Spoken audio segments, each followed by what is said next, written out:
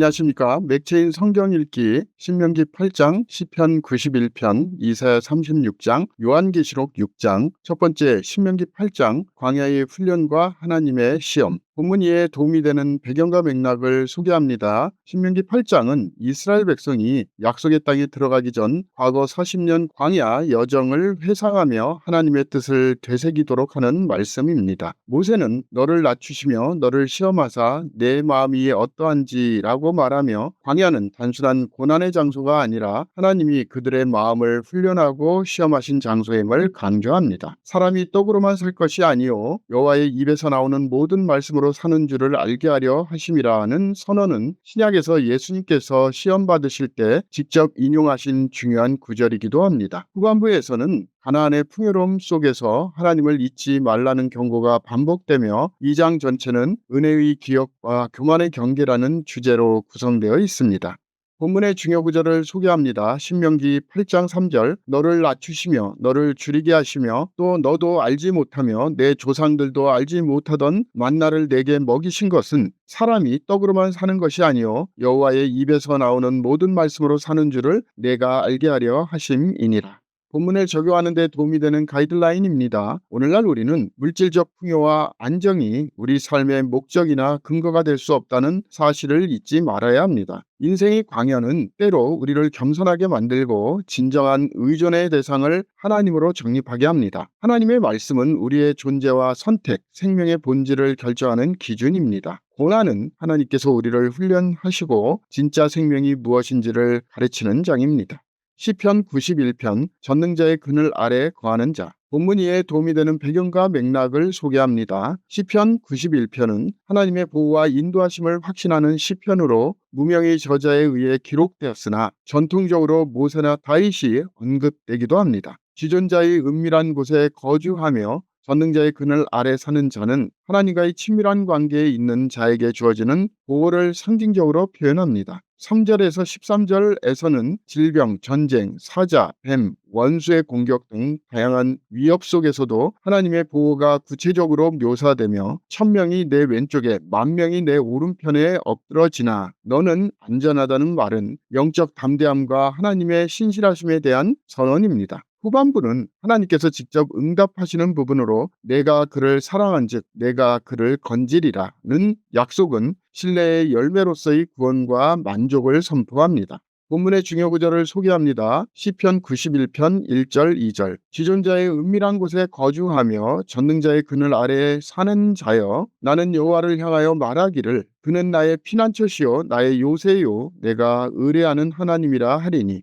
본문을 적용하는 데 도움이 되는 가이드라인입니다. 오늘날 우리는 불확실한 시대 속에서도 하나님의 그늘 아래 거하는 삶이 가장 안전하다는 믿음을 가져야 합니다. 위협이 사라진다고 안전한 것이 아니라 하나님과의 관계가 견고할 때 진정한 평안이 주어집니다. 보호는 환경이 아니라 하나님의 임재 안에 있을 때 성취됩니다. 우리는 날마다 하나님의 말씀과 기도 가운데 머물며 그분의 인도하심을 신뢰해야 합니다.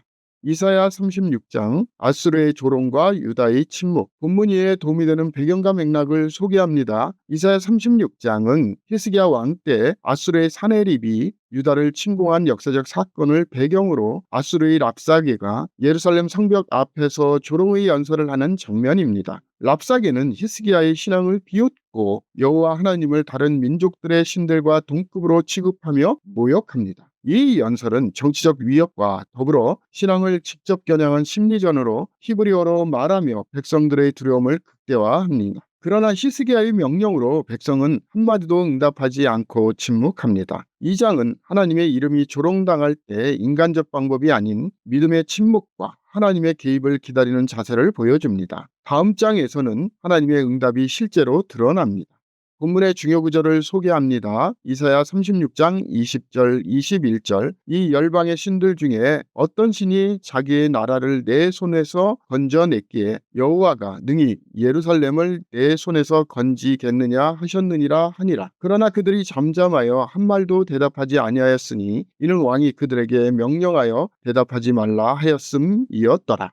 본문을 적용하는 데 도움이 되는 가이드라인입니다. 오늘날 우리는 신앙이 조롱받고 하나님이 무시당하는 현실 앞에서 감정적 대응보다 믿음의 침묵으로 하나님의 때를 기다리는 훈련이 필요합니다. 말로 반격하는 것이 항상 믿음의 길이 아니며 하나님의 영광을 위한 침묵은 때때로 가장 강력한 반응이 됩니다. 불신의 세력이 도전해 올 때 우리의 반응은 하나님께 대한 절대 신뢰이어야 합니다. 하나님의 영광은 스스로 드러나며 우리는 그분의 뜻 안에서 기다리는 자리에 있어야 합니다.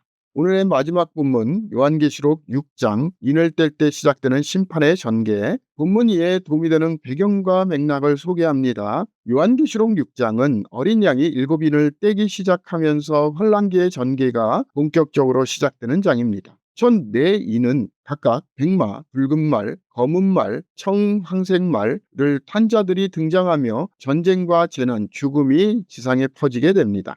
5째 인은 순교자들의 부르짖음, 6째 인은 지진, 하늘의 변화, 사람들의 두려움과 은폐 시도로 이어집니다. 이 장은 하나님의 심판이 더 이상 지연되지 않고 시작되었음을 상징적으로 보여주며 하나님의 통치 아래 있는 역사와 종말의 진행을 시각적으로 나타냅니다. 특히 그들의 진노의 큰 날이 이르렀으니 누가 능히 서리오는 종말의 경고이자 회개의 촉구입니다.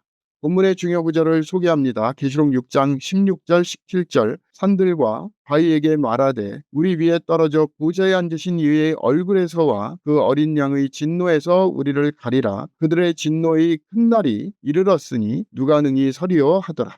본문을 적용하는 데 도움이 되는 가이드라인입니다. 오늘날 우리는 하나님의 오래 참으심이 영원한 면제권이 아님을 기억해야 합니다. 역사는 하나님의 뜻에 따라 움직이고 있으며 이 심판의 날은 반드시 이르게 되어 있습니다. 그러므로 지금은 은혜의 날이자 회개의 기회입니다. 우리의 삶의 기준은 세상이 아니라 다가올 심판 앞에서도 견딜 수 있는 믿음이어야 합니다.